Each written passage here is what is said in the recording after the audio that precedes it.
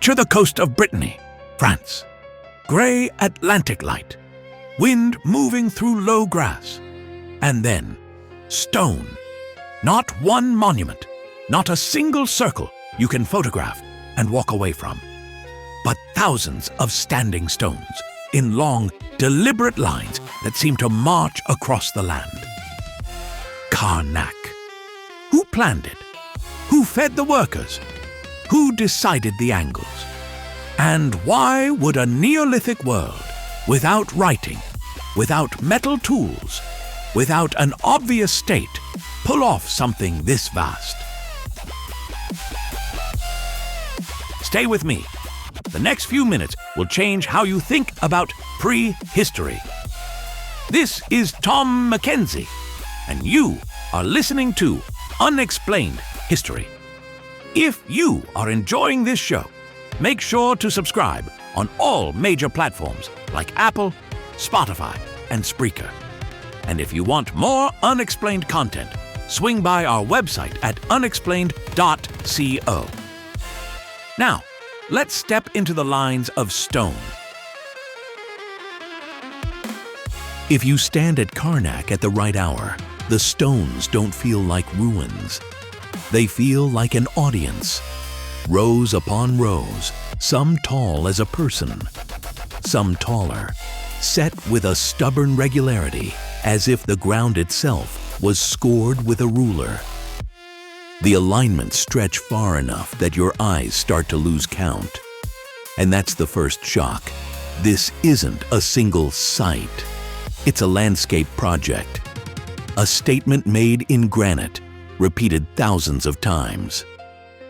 But the people who raised it left no written explanation, no inscriptions, no names, only the geometry and the silence.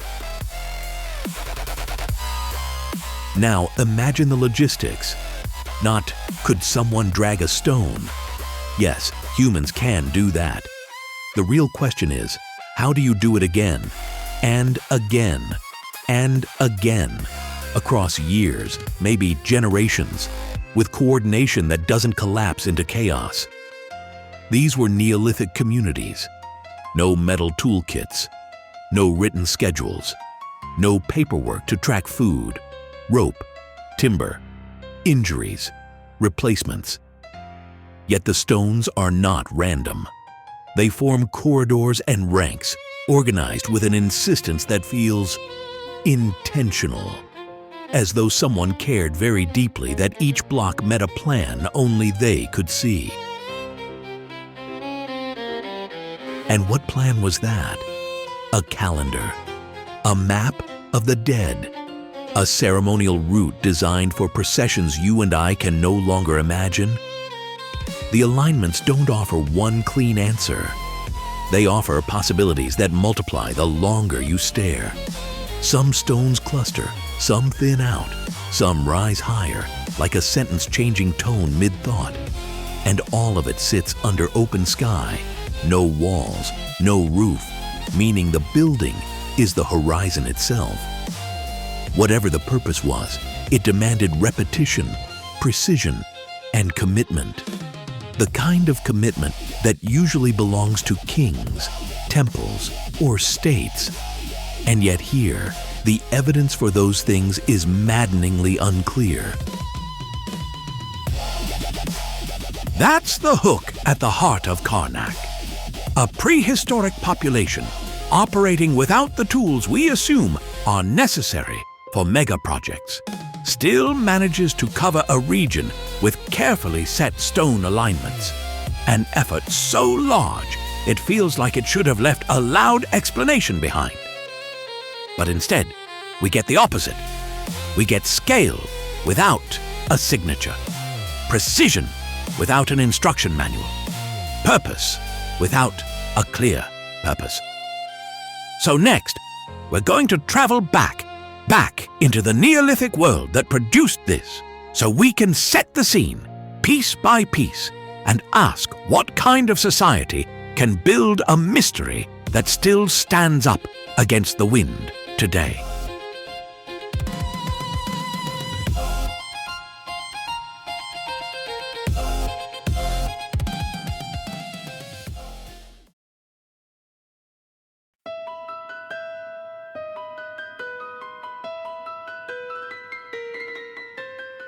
Before the stones, before the lines in the fields, the tourist paths, the names on maps, we have to step back into a Brittany that doesn't yet know iron or ink.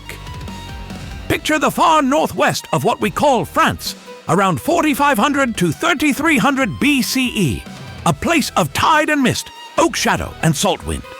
Because whatever happened here later, whatever compelled people to lift rock against gravity, began in a world that felt alive, watchful, and older than memory. Brittany sits like a clenched fist into the Atlantic, built on ancient stone, hard granites, and schists of the Armorican Massif. The land rolls and breaks into low ridges, wet valleys, and broad, wind-combed plateaus where soil can be thin and stubborn. Rivers aren't highways yet, but they are guidance, dark water threading through alder and willow, opening toward bays and inlets. Along the coast, the sea does not simply arrive. It advances and retreats twice a day, with tides that expose shining flats of kelp and mussels, then swallow them again. To live here is to learn the timing of the ocean like you learn the moods of a person. The climate is milder than you'd expect at this latitude. Atlantic air softens winter and keeps summer from burning. But it is rarely still. Wind presses the treetops and rain comes in curtains, leaving the ground springy, smelling of leaf mold and smoke. Forest dominates, oak, hazel, elm, and pine in patches, with clearings where storm, fire, or human hands have opened the canopy. In those edges, life crowds in. Berries, fungi, birdsong, deer move like quiet rumors between trunks. Wild boar churn the understory. Wolves shadow the herds. And overhead the sky is busy. Seabirds wheeling from the cliffs, geese and ducks stitching lines across marsh and lagoon. People here are not yet ancient to themselves. They are simply the living. Small communities, extended families, clusters of kin move through a calendar written in hunger and weather. Some still think like hunter-gatherers, reading tracks, knowing where salmon will run, where shellfish can be pried loose at low tide. But the Neolithic is a hinge in time. Fields begin to appear in the forest's wounds. Grain, emmer, einkorn, barley gets coaxed from soil with wooden digging sticks, antler picks, and stone blades. Cattle and pigs, sheep and goats become walking stores of wealth. A good animal is insurance and also temptation for neighbors. There is no metal to cut the world cleanly, no writing to pin a promise in place. Tools are flint and bone, wood and fiber. Axes are stone, sometimes ground and polished until they gleam like dark water. Pottery sits near hearths, smelling of ash and milk, storing grain that took months of labor to earn. Life is repetitive, mending nets, tending fire, watching children, lifting water, repairing walls, yet it is never secure. A storm can ruin a crop. A sickness can empty a house. So the social world matters intensely. Who shares, who marries, who owes, who remembers. Reputation is currency. Kinship is shelter. And in that world of polished stone and salt wind, landmarks become more than scenery. A headland that catches the first light. A spring that never dries. A ridge where you can see the sea breathing in and out. The coastline isn't an edge. It's a living border. A place where food appears and disappears with the tide. Where the horizon suggests other worlds. In the next segment, we reach the point where place turns into plan. where communities begin shaping the landscape on purpose, marking it, measuring it, and raising the first stones that still refuse to fully explain themselves.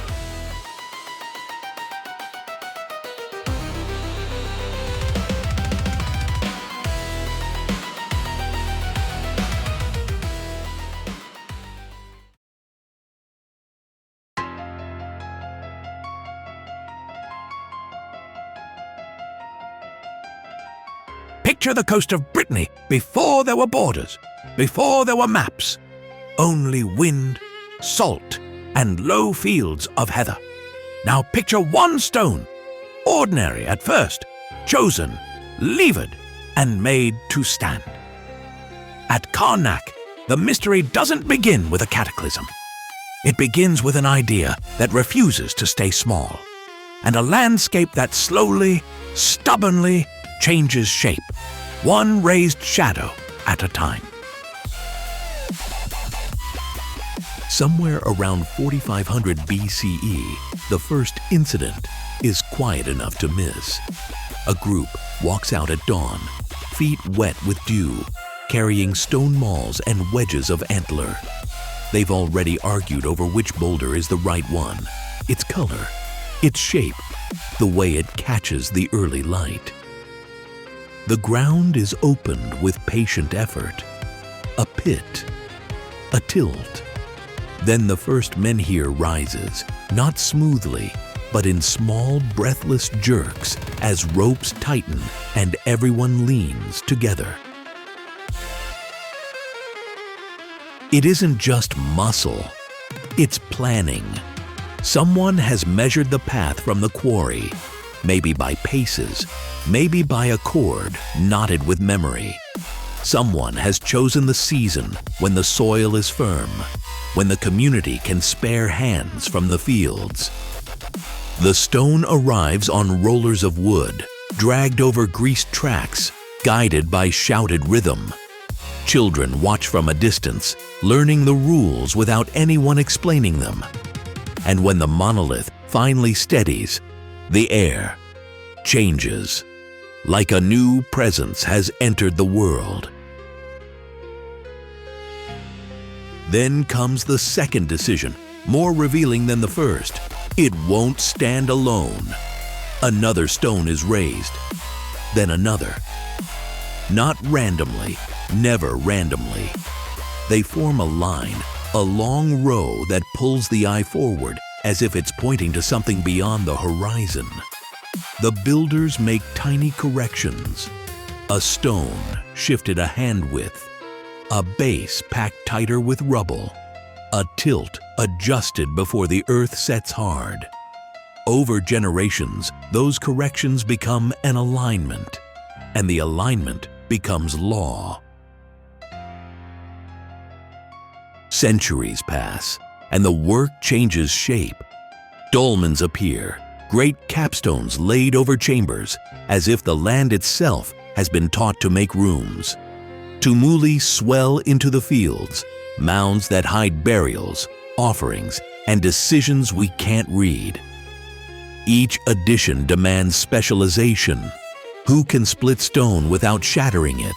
Who can braid rope that won't snap under load? Who understands leverage, balance, and the slow physics of timber frames?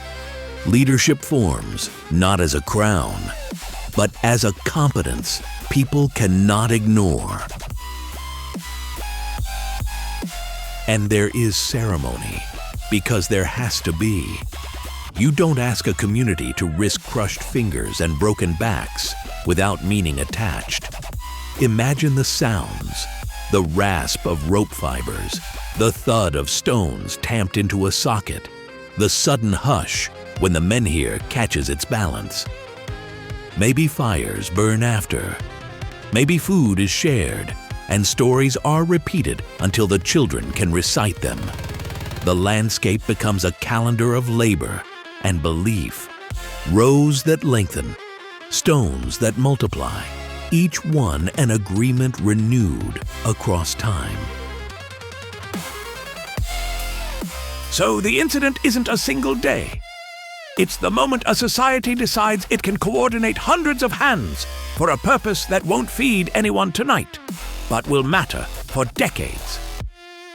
At Carnac, those first menhirs, dolmens, and tumuli don't just mark the land. They mark a new kind of human organization, planning, authority, tradition, and the power of shared ritual made visible in stone. And once that machine is built, it doesn't stop. Next, we follow how a slow project turns into a vast, relentless escalation across the plain.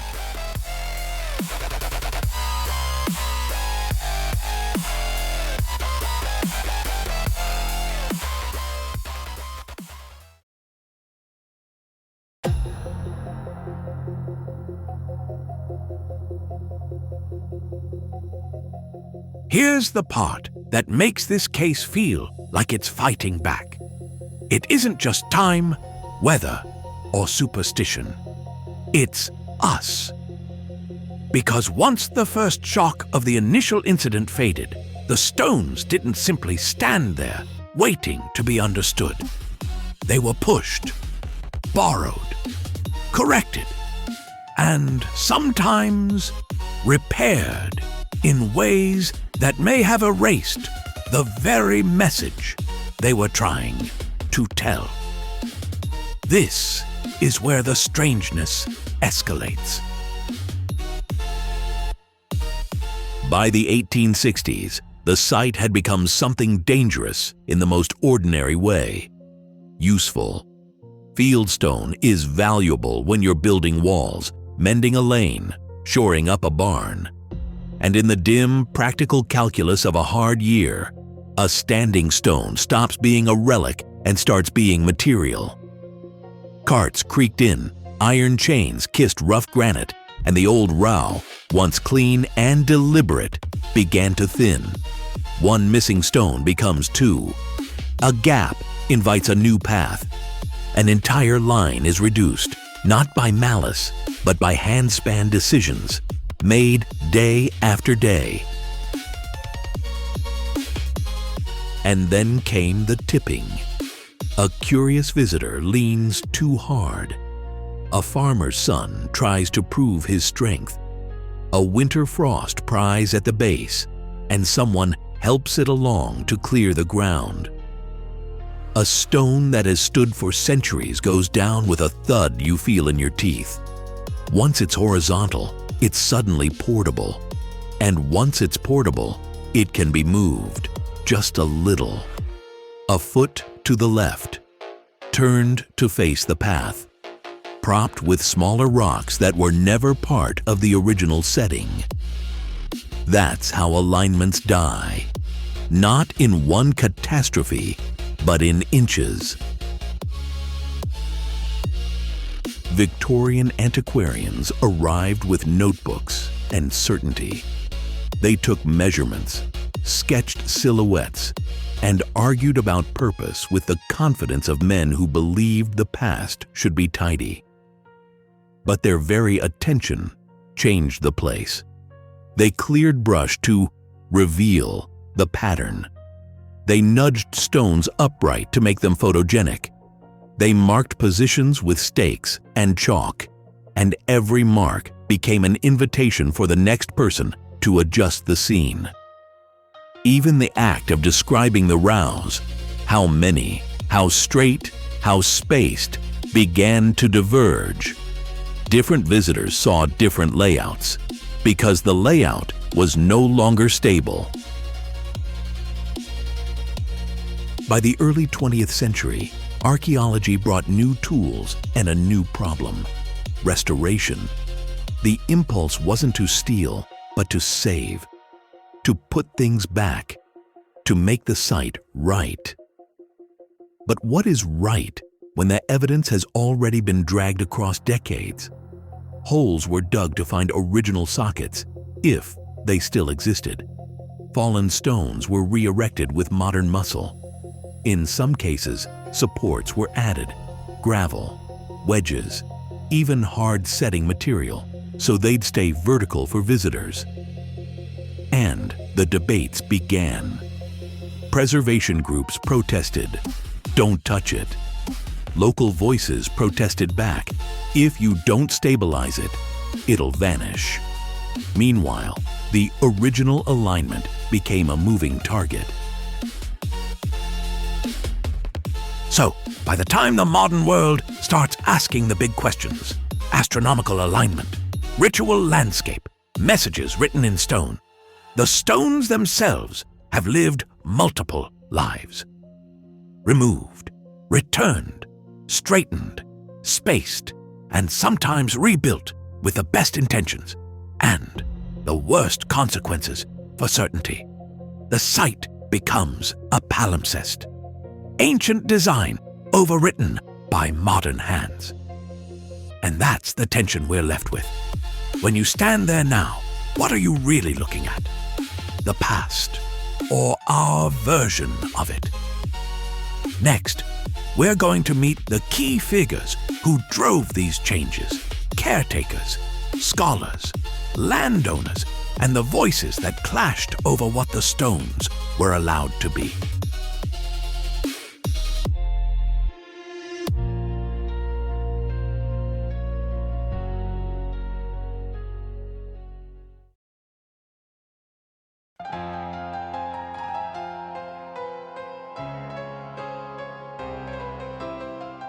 When you stand among the Carnac stones, the first thing you notice is the sound. Wind sliding through granite like breath through teeth. Footsteps muffled in sand. And then you notice something else. The stones don't just sit there. They're managed, measured, argued over, protected, and sometimes harmed. In this chapter, we meet the people who tried to speak for Carnac, collectors, scientists, excavators, and activists, and the marks they left behind. First, James Milne, a 9th century collector with the patience of a watchmaker and the worry of a man watching something precious decay in slow motion. Milne didn't arrive at Carnac as a romantic mystic. He arrived like a recorder of damage. He walked the alignments while carts creaked in the distance, while fields pressed in, while people treated ancient granite as convenient boundary stones. His notebooks became a kind of time capsule. Careful descriptions, sketches, counts, observations of what was missing, what was broken, what had been moved. Milne's motivation wasn't just curiosity, it was urgency. If the stones were going to be changed by weather, by farming, by souvenir hunters, then at least a faithful portrait of their condition would survive. And then there was Zachary, Zacharii, Leruzik, Zik. If Milne was the outsider taking notes, Leruzik was the local heartbeat, the man who grew into the landscape until you can't separate his story from Carnac itself. He had the restless energy of a field archaeologist who can't stop seeing the past beneath the grass. The smell of damp earth, the grit under the fingernails, the quiet thrill of a worked stone appearing in a trench wall. Those were his working conditions. Leruzik pushed excavations forward and helped turn scattered finds into a public record, something you could visit, study, and argue with. His impact is complicated. Preservation through knowledge, yes, but also interpretation through a very human lens. Once you start naming, classifying, and exhibiting a site like this, you don't just protect it, you also begin to own its meaning. Decades later, another figure arrived with different tools and a different kind of certainty. Alexander Thom, an engineer by training, a surveyor at heart, he looked at megalithic fields and saw not disorder, but geometry. Picture him working in low Atlantic mist, setting up instruments, taking angles again and again until the numbers behaved. Where others felt myth, Tom chased measurement. He became famous, some would say infamous, for bold theories that these stones were laid out with sophisticated precision, tuned to the sun and the moon, aligned to events in the sky. His ideas electrified the public imagination because they offered a clean, almost thrilling proposition that ancient builders were not merely stacking rocks. They were writing calculations into the landscape. Critics challenged his conclusions, but even they couldn't ignore what Tom changed. He made Carnac feel like an instrument, something designed to be read. And in 2002, the conversation about Carnac stopped being only academic.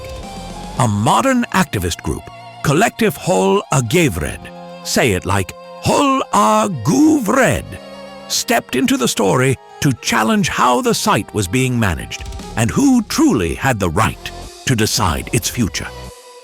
Their protests weren't about a new alignment theory or a newly found shard of pottery. They were about authority, fences, access, ownership, and the fear that heritage could be treated like a product. Put all these players together, Milne documenting loss, Laruzic shaping heritage, Tom measuring meaning, and activists demanding accountability, and you can feel the pressure building. Next, we follow that pressure into the official investigation and ask what happens when a mystery becomes a matter of record.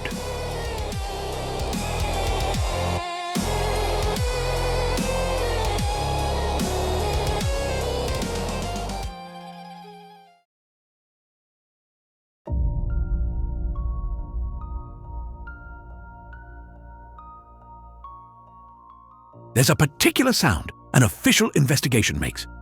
Boots on chalk, paper rasping in the wind, a pencil ticking across a measuring board. And beneath it all, stone, cold, pitted, indifferent. In this segment, we're not chasing folklore.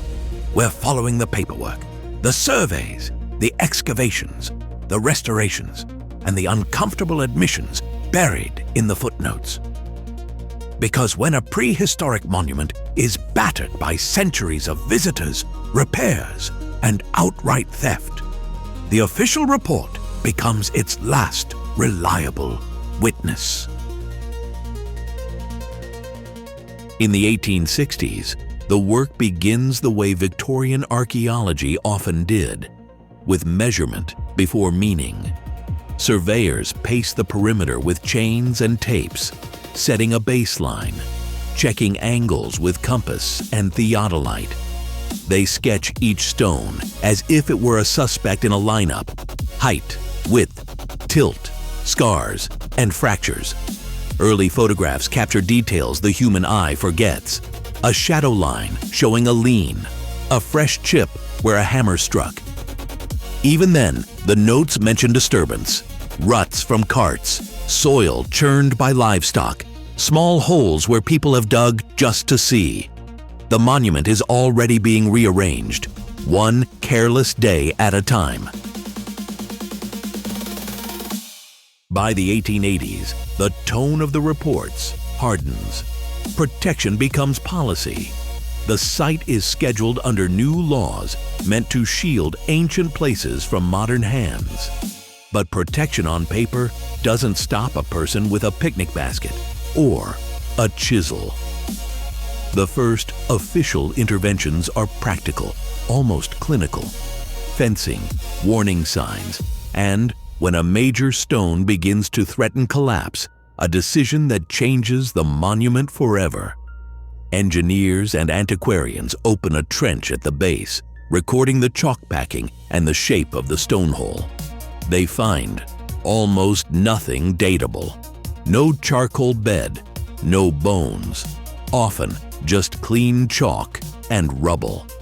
The stone is righted and secured, sometimes with concrete, and the report notes the new position to the inch, because everyone knows it is no longer purely original. After the First World War, investigations become more systematic and more tense. The landscape around the monument is busy. Training grounds, vehicles, foot traffic. Archaeologists lay out trenches in measured squares, keeping a strict diary. Soil color, flint scatter, chalk texture, the exact depth where a cut edge appears. This is where the official report starts to read like a forensic log.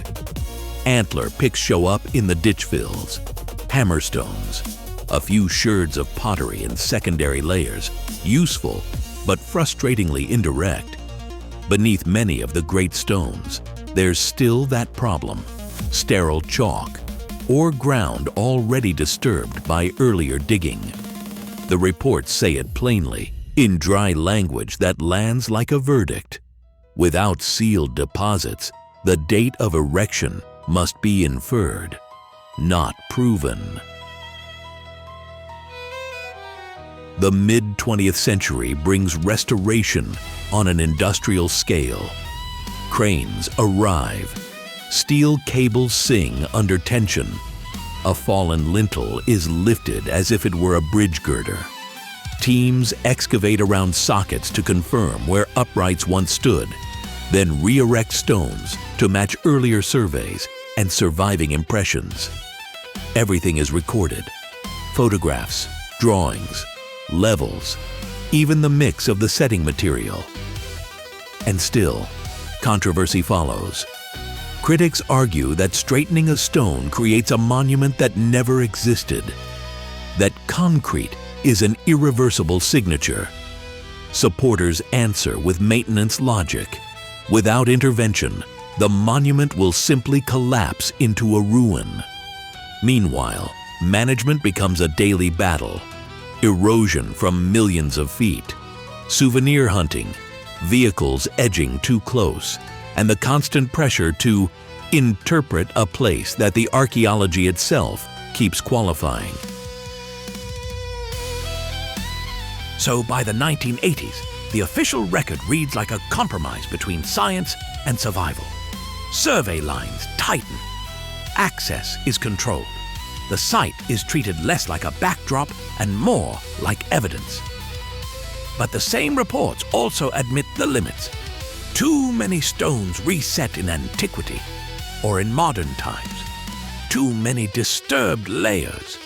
Too little that can be dated cleanly beneath the biggest uprights. The paperwork can tell us where the stones were found, how they leaned, which were lifted, and what was missing.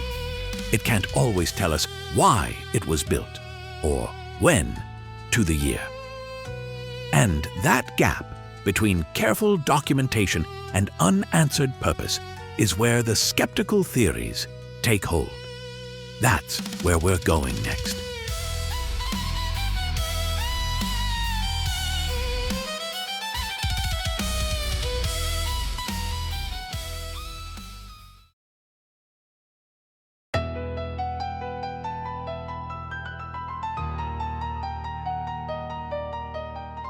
When you stand among ancient stones, you can feel your mind reaching for patterns. A line to the sunrise, a shadow that falls like a clock hand. But the rational question is colder and sharper. What if the pattern is ours, not theirs?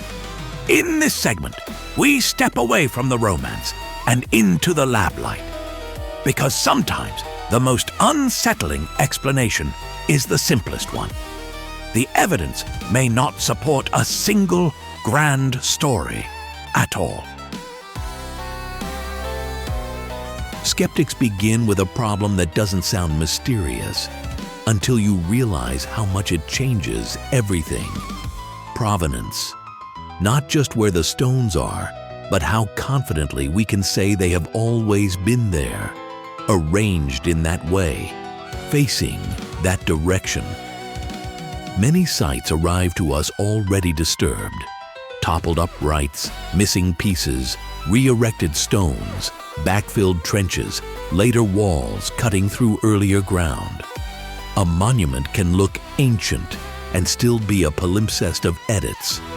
When you can't guarantee original positions, every precise measurement becomes a little less precise, and every cosmic claim becomes a little more fragile. Then there's alignment, so often treated like a smoking gun. The skeptical eye asks, aligned to what exactly? The solstice sunrise, the lunar standstill, a bright star, a notch in a distant ridge. Here's the catch. If you test enough lines from enough stones, some will hit something meaningful by pure chance. Add erosion, shifting horizons, and uncertainties in where the viewer stood, and the target gets wider.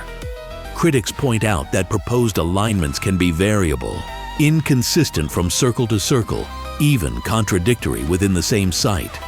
Not a single clean signal, more like a noisy radio band. Dating should be the anchor, but for stone monuments, the anchor is often missing. You can't radiocarbon date a rock. Archaeologists rely on charcoal from hearths, bone fragments, antler picks, residues in pits, materials that may be associated with the monument, or may have drifted in from earlier or later activity. Skeptics stress how minimal reliable radiocarbon evidence can be, and how easily a date becomes a date for a campsite nearby, not the raising of the stones themselves. Without tight sequences, good stratigraphy, multiple samples, clear contexts, chronology turns soft around the edges. Soft edges invite hard certainty, the wrong kind. So the skeptical alternative isn't nothing happened here. It's that many things happened here for reasons that don't unify neatly. A circle might mark territory one generation, host seasonal feasts the next, become a burial focus later, then serve as a landmark for travelers, social memory layered over centuries. Some stones could frame a sunrise simply because a sunrise is dramatic, and communities everywhere notice the turning of the year without building an astronomical computer. The warning is against the grand calendar theory, the single master purpose, the idea that every monument is part of one code. Human life is messier, and the ground usually is too. The rational eye doesn't drain the wonder from these places. It protects the wonder from becoming a story we want instead of a story the evidence can carry. Disturbed stones, inconsistent alignments, thin, sometimes ambiguous dating. Add our modern bias, our obsession with precision, with hidden systems, and it's easy to see how confident myths get built. But skepticism is only one lens. Next, we pivot to the theories that step beyond measurement and ask whether something else was happening out there in the dark.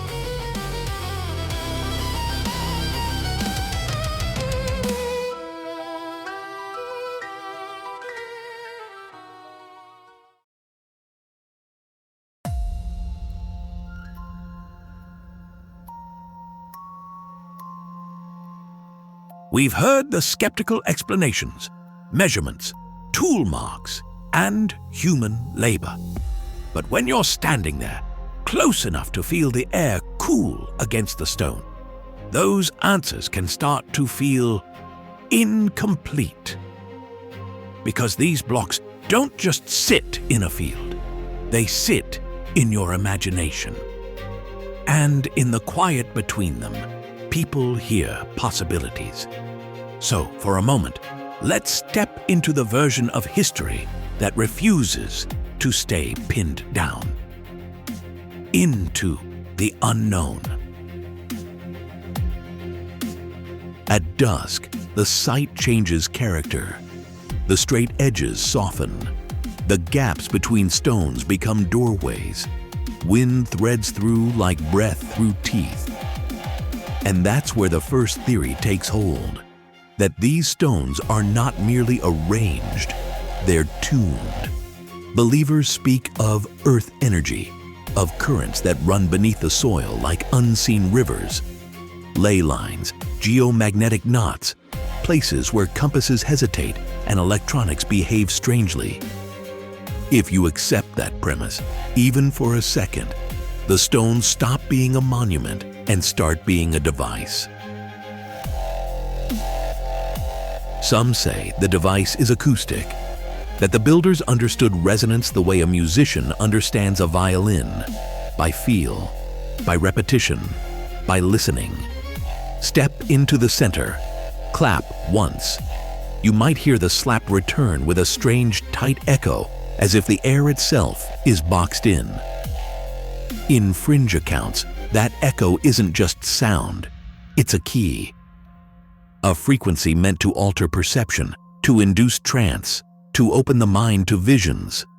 The stones, in this telling, are a kind of ancient amplifier, built to make humans receptive to something just beyond ordinary senses. Then there's the older, grander claim. Advanced, lost civilizations. Not myth as poetry, but myth as misfiled memory. Atlantis by another name. A culture that could cut rock as cleanly as we cut glass, then vanished. Flood, fire, forgetting. In that framework, the precision isn't impressive. It's familiar. The stones become leftovers from a world that did not survive itself. And supporters point to alignments, sight lines that appear to chase solstices, moon cycles, bright stars. A calendar, yes, but also a warning. A message left in geometry for whoever comes after. And finally, the theory that never stops resurfacing. Ancient extraterrestrial knowledge. Not little green men in a cartoon. Something colder, more ambiguous. Visitors, teachers, surveyors. In this version, the stones are coordinates, a landing marker, or a classroom built in rock, because rock outlasts language. The cosmic wisdom isn't written with letters. It's encoded in proportion, in spacing, in angles that repeat like a signature. Mainstream archaeology asks for proof, artifacts, records, chains of evidence. But belief doesn't always feed on proof. Sometimes it feeds on that feeling, the sense that the sky is watching back. Whether it's ley lines, lost engineers, or visitors from somewhere far past our maps, these stories share one ingredient: the stones themselves. They're massive, silent, and stubbornly present. The kind of presence that makes people want a bigger explanation than ordinary life provides. Academia, by design, tightens the lens, careful claims, testable steps. But popular imagination widens it again, searching for awe, for transcendence, for a door in the world that might still be unlocked. And that search has consequences, because next we'll follow what these stones became after the debates, their cultural legacy.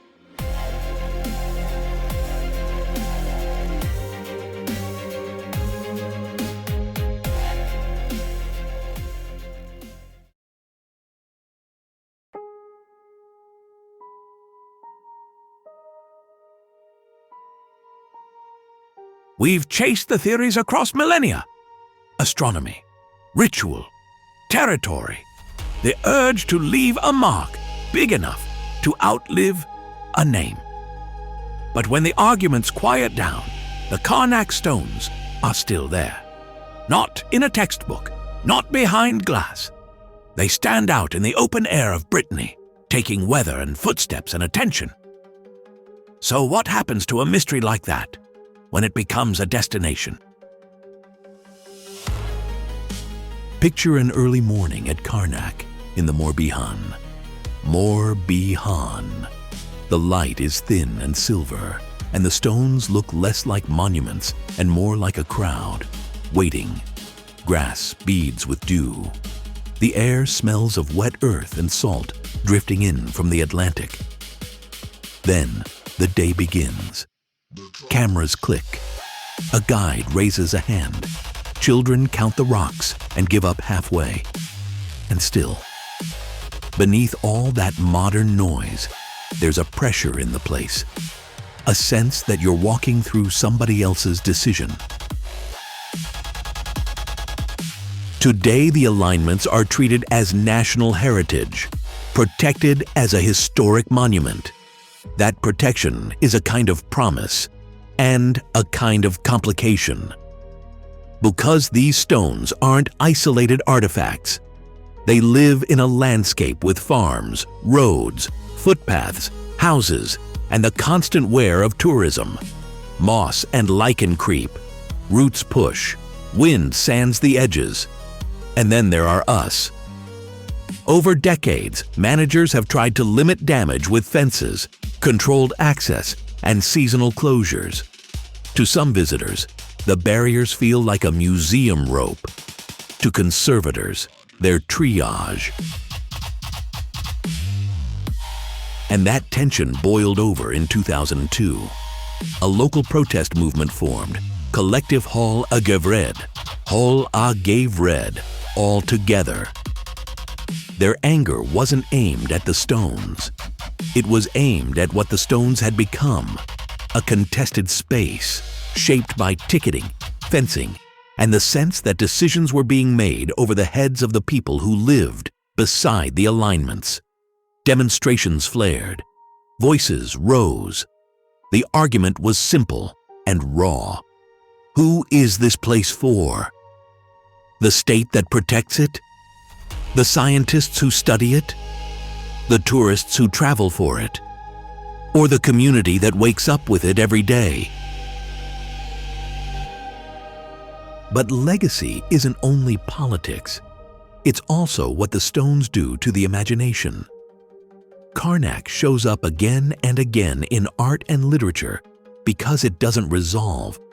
A cathedral tells you what it is. A fortress explains itself. These don't. Painters come for the geometry of the rose fading into mist. Photographers come at dusk, when each monolith throws a long shadow like a sundial hand. Writers borrow the alignments as a backdrop for druids, giants, lost languages, ancient calendars, because the stones offer permission to wonder. They're a stage set with no script. Tourism, too, becomes part of the story. A visitor arrives with a map and leaves with a feeling they can't quite label. Stand among the stones, and you sense the scale of human effort. Rock moved, raised, aligned, again and again, over ground that is still uneven under your shoes. The mind reaches for a reason, the way a hand reaches for a railing in the dark. But Carnac doesn't give you one. It gives you time. Time measured in weathered granite, in shifting theories, in the quiet realization that prehistoric people weren't simple or naive or waiting to be explained. They were looking at the same horizon and deciding something mattered enough to build in stone. That's the strange afterlife of Carnac. Protected, argued over, photographed, fenced, defended, and still fundamentally unfinished in our minds. The stones are a bridge between past and present, not because they tell us exactly what happened, but because they refuse to stop asking us to look. And in that refusal, they do something powerful. They remind us that human beings have always tried to map meaning onto the world around them. Next, we're going to step back from the rows themselves and face what we can honestly conclude and what may remain unknowable.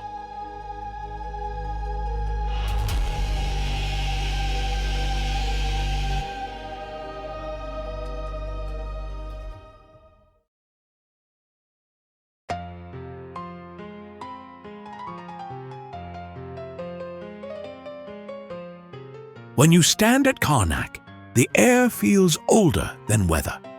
The rows stretch away like a crowd frozen mid-march, shoulder to shoulder, stone after stone, disappearing into hedgerows and dusk. And the strangest part is how quickly the mind reaches for a story, a map, a message, a purpose. Because these aren't just rocks in a field. They're decisions made by people who are gone. So what exactly are we looking at? Imagine the work before the meaning, before any theory, before religion, before astronomy, before myth. There is weight. Cold granite under the palms, rope biting into skin, the dull rhythm of feet in sand. Thousands of stones, some taller than a person, all hauled, raised, and set with intention. Organization on that scale doesn't happen by accident. It suggests planning, leadership, cooperation, and a community willing to spend seasons, maybe generations, building something that doesn't feed you, doesn't shelter you, and cannot be easily moved once it stands. And yet, for all that effort, the builders left us no clear explanation, no carved names, no dedicatory lines, no tidy account of why the lines run the way they do, why some stones taper like teeth, why others squat and broad-shouldered face the same direction. Archaeology gives us shards and soil stains, post holes, charcoal, pottery fragments, evidence that people lived nearby, worked here, returned here. But without written records, interpretation becomes a careful walk across thin ice.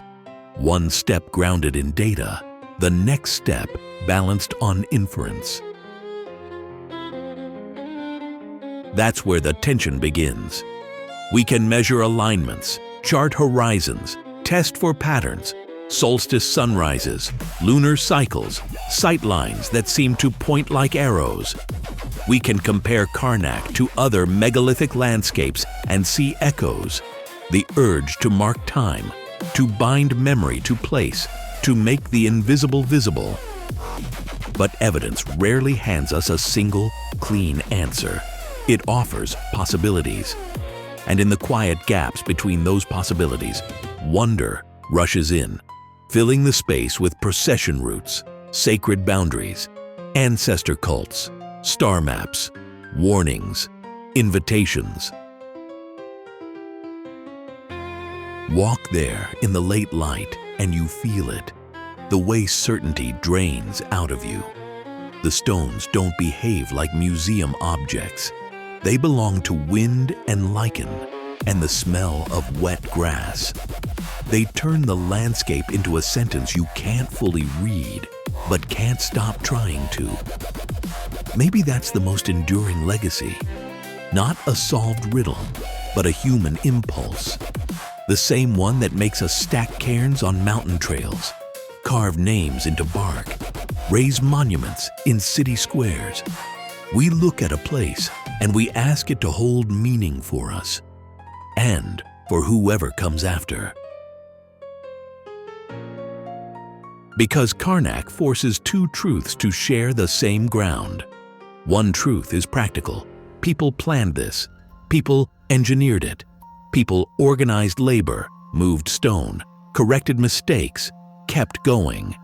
The other truth is humbling. We can't hear their explanations anymore. We can test the soil, date the layers, argue over functions, but we cannot rewind the moment when the last stone settled into its pit and someone stepped back, satisfied, maybe breathless, maybe afraid.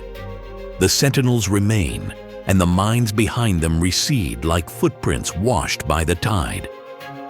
So the question lingers, quiet, persistent, almost haunting. Will we ever truly decipher the intentions of those who lined these stones across Brittany so many thousands of years ago? That concludes our investigation into this mystery. I'm Tom McKenzie.